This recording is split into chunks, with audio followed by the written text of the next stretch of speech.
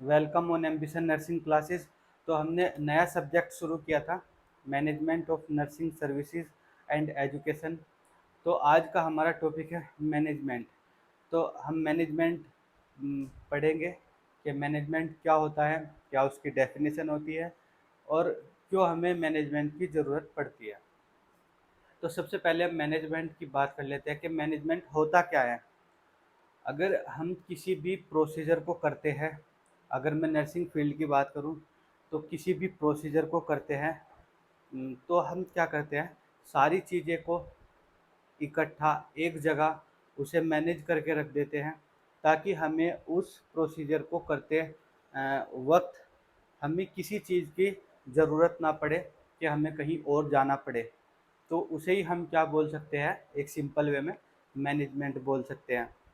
जैसे कोई ग्रुप्स हो गया, अदर एग्जांपल मैं आपको लेकर के बताता हूँ। अगर कोई ग्रुप्स है या ऑर्गेनाइजेशन है या इंडस्ट्री है, अगर वहाँ पर क्या होता है कि कोई भी प्रोडक्ट बनाते हैं, तो इस तरीके से मैनेज करते हैं सारी चीज़ों को, ताकि उनका समय भी बच जाए और जो इक्विपमेंट या आर्टिकल्स हुए या फिर जो भी प्रोडक्शन, वो जिन भी चीज़ों का प्रोडक्शन कर रहे हैं, वो चीज़ें उनकी क्वालिटी अच्छी इम्प्रूव हो जाए और वो कॉस्ट में भी बहुत ही कम उसकी कॉस्ट हो।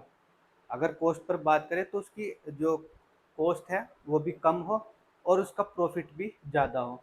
तो इसी सारी चीज़ों को जब कोई इंडस्ट्री ऑर्गेनाइजेशन मैनेज करता है, या उसे ही हम क्या बोलते हैं, मैनेजमेंट।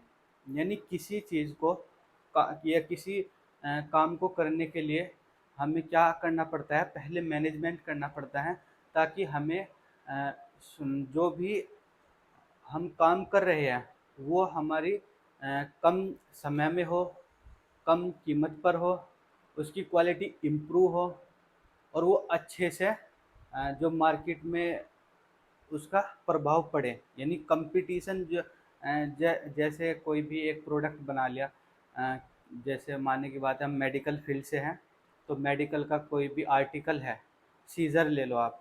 तो सीज़र क्या है, हर कहीं पर सीज़र मिल रही है। तो इस तरीके से उसका किसी कंपनी ने मैनेजमेंट किया है, जो और सारी जितनी भी कंपनियां थी, वो एक सीज़र को 50 रुपये उसकी कॉस्ट थी, 50 रुपये उसकी कॉस्ट थी, और किसी की 55 थी, किसी की 60 थी, इस तरीके की कॉस्ट थी। लेकिन एक कोई नई कंपनी आई, उसका अच्छा मैनेजमेंट रहा, यानी कॉस्ट भी बहुत कॉस्ट इफ़ेक्टिव रहा। तो क्या होगा, उसने वो चीज़ 40 रुपये में ही देनी शुरू कर दी। जो सीज़र थी वो 40 रुपये में ही देनी शुरू कर दी। जितने जो कस्टमर होते हैं उन्हें 40 रुपये पर ही वो जो सीज़र थी वो मिलनी शुरू हो गई। तो जो कस्टमर क्या है, उसी चीज़ को देखेगा जो से बेनिफिट उसमें ज़्यादा हो। तो हमें बेनिफिट, यानी अगर हम इसे बिजनेस के तरीके से देखें डेफिनेशन को, हमें कम समय में कम लागत से मोर प्रॉफिट होना, यानी कम एफर्ट से ज़्यादा प्रोडक्टिविटी होना, कम एफर्ट से ज़्यादा फ़ायदा होना, उसी को हम क्या बोलते हैं, मैनेजमेंट। वो ज़्यादा फ़ायदा, कम मेहनत से ज़्यादा फ़ायदा होगा किसी भी कंपनी को। क्यों होगा? क्योंकि वो उसने अच्छे से मैनेज की है सारी चीज़ें, इसलिए उसे फ़ायदा होगा। तो उम्मीद करता हूँ कि मैनेजमेंट जो है वो समझ आ गया होगा कि मैनेजमेंट क्या होता है। जैसे आप नर्सिंग फील्ड में हैं तो इंजेक्शन लगाना है। अब इंजेक्शन लगाने के लिए सारी चीज़ें हमें मैनेज करनी पड़ेगी कि कौन सी मेडिसिन देनी पड़ेगी, कौन सी डोज है, कितनी डोज है उसकी, कब देनी है, किस पेशेंट को देनी है, वो सारी चीज़ें हमें मैनेज करनी पड़ेगी। इंजेक्शन की साइट कौन सी होगी, या फिर निडिल कौन सी हमें यूज करेंगे। तो वो सारी चीज़ें हमें एक मैनेजमेंट ही बताता है कि जो कम समय में हम उस प्रोसीजर को कर पाए और इफ़ेक्टिवली कर पाए, उसे ही हम क्या बोलते हैं, मैनेजमेंट बोलते हैं। तो यही था हमारा मैनेजमेंट। हम कॉन्सेप्ट देखते हैं किस कॉन्सेप्ट पर मैनेजमेंट चलता है। तो कॉन्सेप्ट देखते हैं, कॉन्सेप्ट ऑफ मैनेजमेंट। तो इसमें है achieving objective by utilising and controlling of group and materials. यानी हमें अपना ऑब्जेक्टिव यानी गोल जो है हमारा, जो हमारा एम है, उसे अचीव करने के लिए क्या करना पड़ता है, यूज़ करना पड़ता है, कंट्रोलिंग करनी पड़ती है, कंट्रोल करना पड़ता है ग्रुप्स और मटेरियल्स को। जो लोग हैं उन्हें, लोगों की एक्टिविटी या वर्कर की एक्टिविटी को कंट्रोल करना पड़ता है, और मटेरियल को, ताकि हम अपने जो एम है, हमारा गोल है, वो अचीव कर सके। और जितनी भी प्रॉब्लम्स हैं उन्हें रिमूव कर देना है। Remove hurdles to find good, to find many, M G का मतलब यहाँ है management. Remove hurdles to find management goal. यानी जितनी भी प्रॉब्लम्स आ रही है उसे हम क्या कर देंगे, हटा देंगे। तो ये पहला कॉन्सेप्ट था। दूसरा है इफिशिएंट। इफिशिएंट का मतलब होता है काफ़ी, और इफेक्टिव का मतलब प्रभावशाली, एक तरह से प्रभावी। यूटिलाइजेशन ऑफ रिसोर्सेज, यानी काफ़ी, जितना ज़रूरत है उतना, और इफ़ेक्टिवली, अच्छे तरीके से यूटिलाइजेशन करना, यूज़ करना रिसोर्सेज का। जितने भी हमारे पास रिसोर्सेज है उनका अच्छे से यूज़ करना, अच्छे तरीके से। जैसे ह्यूमन्स और फाइनेंशियल एंड फिजिकल, यानी जो वर्कर है उनका अच्छे से यूज करना इफेक्टिवली, और फाइनेंशियल जैसे पैसा है उसका, और फिजिकल एक तरह से मशीन वगैरह होगी, या कुछ भी इस तरह से ले सकते हैं। तो बाई प्लानिंग करके, ऑर्गेनाइजिंग करके, लीडिंग करके और कंट्रोलिंग करके, यानी हम चीज़ों का अच्छे से उपयोग करते हैं। किसके थ्रू, प्लानिंग करके, ऑर्गेनाइजिंग करके, लीडिंग करके और कंट्रोलिंग करके। यानी ये जो फेजेस है, प्लानिंग, ऑर्गेनाइजिंग, लीडिंग, कंट्रोलिंग, अगर इन फेजेस से गुजरेगी कोई भी मैनेजमेंट, तो एक अच्छा मैनेजमेंट कहलाएगा। कि प्लानिंग होगी, फिर ऑर्गेनाइज होगा, फिर लीडिंग होगी, यानी डायरेक्शन दी जाएगी, फिर कंट्रोलिंग होगी कि क्या चीज़ें करनी है, क्या नहीं करनी है।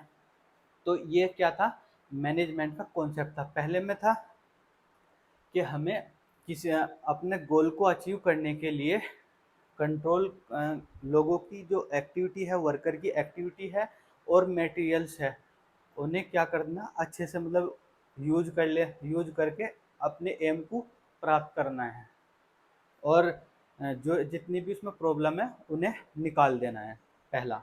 और दूसरे में क्या है, जितने भी रिसोर्सेज हैं उनका अच्छे से यूज करना, किसके थ्रू, प्लानिंग, ऑर्गेनाइजिंग, डायरेक्टिंग और कंट्रोलिंग, इन इसके थ्रू उसका अच्छे से यूज़ करना, यूटिलाइजेशन करना। अब हम देखते हैं डेफिनेशन ऑफ मैनेजमेंट, यानी मैनेजमेंट की डेफिनेशन क्या है। मैंने अभी जितनी बातें बोली मैनेजमेंट के बारे में, वो आप लिख सकते हैं उसमें, लेकिन मैनेजमेंट के ऊपर काफ़ी सारी जो डेफिनेशन है वो दी गई है। मैंने एक ली है जो विलियम स्प्रेगल ने दी है। अकॉर्डिंग टू विलियम स्प्रेगल, इन्होंने मैनेजमेंट की एक डेफिनेशन दी है। वैसे अगर आप बुक से पढ़ोगे तो काफ़ी सारी आपको डेफिनेशन देखने को मिल जाएगी। Management is defined as an important task. Management एक इम्पोर्टेंट टास्क है that is concern with the movement and control of different activities. यानी वो मूवमेंट, डिफरेंट एक्टिविटीज़ जो होती है, अलग अलग जो एक्टिविटीज़ होती है, उनका मूवमेंट और कंट्रोल, उनका अपने एम को प्राप्त करने के लिए, ऑब्जेक्टिव को पाने के लिए, गोल को पाने के लिए, उनका मूवमेंट और कंट्रोल करने के लिए जो अलग अलग एक्टिविटी होती है, उनका जितना भी मूवमेंट होता है और जो भी कंट्रोलिंग होती है उनकी, उसे उससे हम क्या करते हैं, अपने एम को अचीव करते हैं। Movement and control of different activities in order to attain का मतलब होता है प्राप्त करना, attain the objective of management का जो भी ऑब्जेक्टिव, जो भी एम है, उसे प्राप्त करना, यानी मैनेजमेंट का जो भी गोल है, एम है, उसे पाना, अचीव कर लेना उसे, या अटेन कर लेना, उसे ही हम क्या बोलते हैं, मैनेजमेंट। ये थी एक मैनेजमेंट की डेफिनेशन। उम्मीद करता हूँ आपको समझ में आ गया होगा। यानी किसी भी चीज़ का या प्रोसीजर को हम करते हैं तो उसका अच्छे से उसे कंट्रोल करना, उसका यूज़ करना इक्विपमेंट का अच्छे से, क्यों? ताकि हम जो हमारा गोल है उसे पा सकें। तो ये मैनेजमेंट की डेफिनेशन थी। अब देखते हैं डेफिनेशन ऑफ नर्सिंग। एनएसजी का मतलब होता है नर्सिंग मैनेजमेंट, यानी नर्सिंग मैनेजमेंट की डेफिनेशन देखते हैं। तो नर्सिंग मैनेजमेंट की डेफिनेशन में क्या कहा गया है? Nursing management is a process, nursing management एक प्रोसेस है of working through nursing personal, जो काम करते हैं नर्सिंग पर्सनल, जो नर्सिंग वर्कर होते हैं ना, नर्सिंग वर्कर या नर्सिंग स्टाफ होते हैं जो काम करते हैं, टू प्रमोट, टू प्रमोट यानी उसे बढ़ाने के लिए, मेंटेन हेल्थ, हेल्थ को मेंटेन करने के लिए, and prevent illness and suffering, यानी जो भी परेशानियाँ उससे बचाने के लिए, और डिजीज़ से, इलनेस से उससे बचाने के लिए। यानी इसमें कहा गया है nursing management is a process of working, यानी नर्सिंग मैनेजमेंट एक प्रोसेस है जिसमें काम किया जाता है किसके थ्रू? नर्सिंग पर्सनल, यानी जो नर्सिंग वर्कर है उनके थ्रू काम किया जाता है। To promote, to promote health, maintain health and prevent illness and suffering, इन सभी चीज़ों से बचाने के लिए जो भी नर्स वर्क करती है, काम करती है, उसे ही हम क्या बोलते हैं? नर्सिंग मैनेजमेंट बोलते हैं। जो भी नर्सिंग मैनेजमेंट में जो भी काम किया जाता है नर्सिंग वर्कर के थ्रू, हेल्थ को प्रमोट करने के लिए, डिजीज़ से प्रिवेंट करने के लिए, उसे ही हम क्या बोलते हैं? नर्सिंग मैनेजमेंट बोलते हैं। अब हम देखते हैं कि मैनेजमेंट की ज़रूरत क्यों पड़ती है, कि मैनेजमेंट कर रहे हैं हम, क्यों ज़रूरत है हमें इस मैनेजमेंट की। नीड ऑफ मैनेजमेंट, यानी इसकी क्यों ज़रूरत पड़ती है मैनेजमेंट की, ताकि हम अपनी जो गोल है अच्छे से उसे प्राप्त कर सकें, अच्छे से गोल को, ऑब्जेक्टिव को पा सके, उस इसलिए हमें इसकी ज़रूरत पड़ती है। जैसे management improve economic and social standard, management जब हम करते हैं तो वो इम्प्रूव करता है इकोनॉमिक लेवल पर और सोशल स्टैंडर्ड, यानी इकोनॉमिक लेवल पर उसका इम्प्रूव होता है, जो भी इकोनॉमिक्स यानी अर्थशास्त्र, एक तरह से जो भी पैसे का लेन देन है उसमें इम्प्रूवमेंट आता है। कि कहीं पर जैसे आपने देखा होगा जो भी कोई किसी एक एक आर्टिकल की या किसी भी प्रोडक्ट को कोई कंपनी बना रही है तो कॉस्ट इफेक्टिव हो, तो इसीलिए इसे बोला गया है इम्प्रूव इकोनॉमिक लेवल पर और सोशल स्टैंडर्ड पर, और सोशल स्टैंडर्ड पर भी इम्प्रूवमेंट हो सके। फिर दूसरा इसका पॉइंट है प्रोवाइडिंग, प्रोवाइडिंग क्या करना, यानी ये प्राप्त करवाता है, हमें देता है न्यू आइडियाज़। अगर हम मैनेजमेंट करते हैं नए आइडियाज़ देगा, इमेजिनेशन हम कर सकेंगे, नए आइडियाज़ क्यों देगा? जैसे कोई भी प्रोसीजर है, वहाँ कोई भी नर्सिंग, जितने भी नर्सिंग स्टूडेंट है कोई प्रोसीजर कर रहे हैं, तो वहाँ से एक आधे का कोई सा किसी बच्चे का दिमाग चलता है, यानी वो किसी चीज़ को अलग तरीके से भी सोच सकता है। जैसे कोई प्रोसीजर चल रहा है तो एक बच्चा अच्छा है, उसने अपने ब्रेन के कोऑर्डिनेशन फंक्शन का यूज करके उस चीज़ को ये बोल दिया कि भाई यार इसे इस तरीके से करके देख लो काम को, तो ज़्यादा अच्छा रहेगा क्योंकि हमारा समय भी बच जाएगा।